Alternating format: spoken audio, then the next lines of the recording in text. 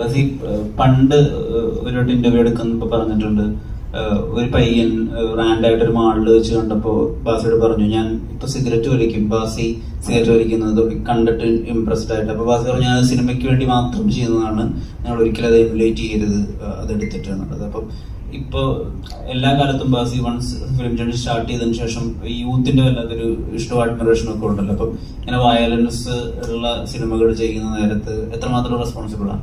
Cinema ഉണ്ടാവും, ആൾക്കാര് cinema ഉണ്ടാ പോലെ.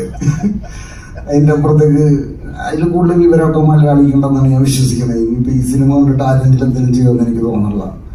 അതുകൊണ്ടല്ല ആൾക്കാർ എന്തെങ്കിലും ചെയ്യണത്.